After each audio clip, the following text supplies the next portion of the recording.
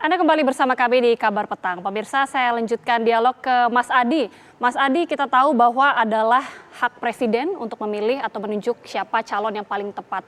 Tapi berdasarkan analisa Anda, mengapa akhirnya Presiden kemudian mempertimbangkan bahwa Andika Perkasa ini yang dipilih sebagai calon? Dan kalau kita melihat ya, penunjukan ini alot sekali, kesannya seperti lama. Anda melihatnya seperti apa? Kalau melihat rata-rata, Andika Perkasa ini kan paket komplit sebenarnya, jenderal, doktor gitu ya, dan tentu cukup populer.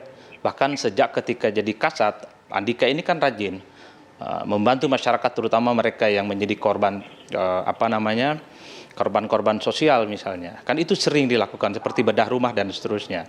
Artinya ini juga menjadi penting sebenarnya, menjadi pertimbangan kepada Presiden. Kenapa? Pada akhirnya itu Andika Perkasa.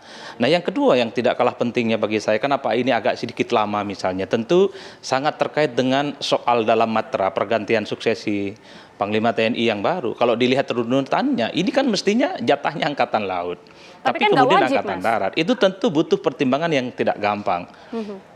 Memang tidak wajib, tapi kan ada matra yang kemudian tidak boleh dilanggar dalam tanda kutip, sebuah aturan-aturan yang sebenarnya tidak tertulis, tapi ini dianggap sebagai sebuah langgam yang memang secara normal, secara reguler untuk menjaga stabilitas regenerasi kepemimpinan. Kan di situ sebenarnya. Makanya sepertinya Jokowi juga butuh kontemplasi dan berkomunikasi dengan partai-partai koalisi sehingga tidak terjadi gejolak tentu saja. Yang kedua, tidak kalah pentingnya sangat terkait bahwa jabatan politik Panglima TNI Andika Perkasa ini tidak lama ya, tidak seperti yang lainnya. Cuman efektif 1 tahun, karena tahun depan sudah kemudian harus dalam tanda kutip pensiun. Sepertinya ini yang kemudian menjadi pertimbangan besar kepada Presiden, sehingga kemudian terkesan berlarut-larut untuk mengumumkan, mengajukan kepada DPR soal siapa yang harus menjadi Panglima TNI yang baru. Bagi saya, kerja setahun memang agak sedikit tidak terlampau banyak waktu yang bisa dibuktikan oleh Andika Perkasa, tapi satu hal menurut saya, tantangan terbesar yang harus dilakukan oleh Andika ketika bicara tentang profesionalisme TNI. Tahun depan 2022 itu ada opini bahwa tentara dan polisi juga kemungkinan akan bisa menjadi PLT kepala daerah. Disitulah sebenarnya profesionalisme tentara itu akan diuji. Disitulah kemudian publik ingin melihat bagaimana Andika Perkasa punya sikap yang tegas soal wacana betapa tentara gitu ya, juga dalam tanda kutip dilirik akan menjadi PLT dari kepala daerah yang kemungkinan akan juga berlanjut pada 2023 yang akan datang. Saya kira itu catatan-catatan pentingnya ya, Agita, terkait dengan Pak Andika Perkasa.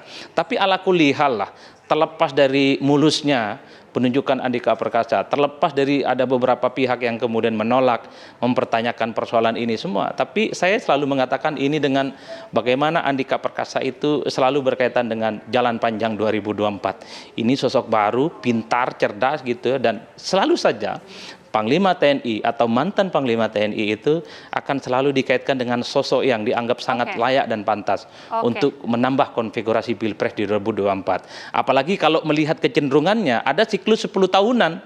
Jokowi itu 10 tahun sipil. Sebelumnya SBY itu tentara 10 tahun. Saat ini sepertinya ada kecenderungan publik mendambakan sosok militer yang juga bisa bersanding dan bertanding di Pilpres 2024. Oke, itu tadi pendapat dari Mas Adi Praitno. Kalau kita melihat memang sosok yang dianggap sosok yang penuh wibawa, begitu bisa dikatakan demikian ya.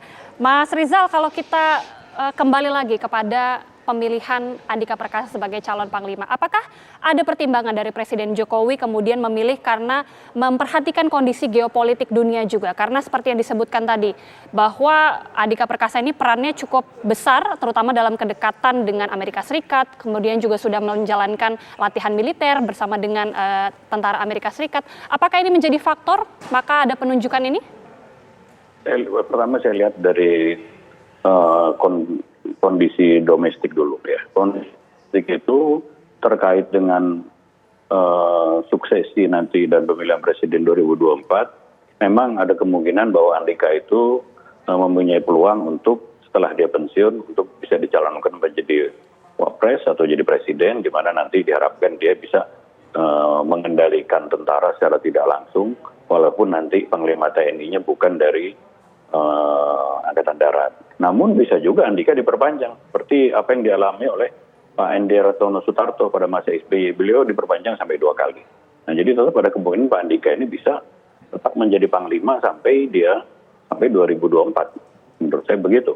Itu satu. Itu jadi pertimbangan untuk bagaimana melakukan konsolidasi politik dan membangun satu keamanan pada saat event pemilihan presiden 2024. Kemudian dari sisi regional, memang pada saat ini adalah terjadi tarik-menarik kepentingan dalam skala regional, yakni antara China dengan Amerika Serikat, khususnya di wilayah, kalau China masih menyebutnya Asia Pasifik, kalau Amerika Serikat menyebutnya Indo-Pasifik, dan pemerintah Indonesia tampaknya sekarang sudah mulai menggunakan terminologi atau sebutan Indo-Pasifik. Nah,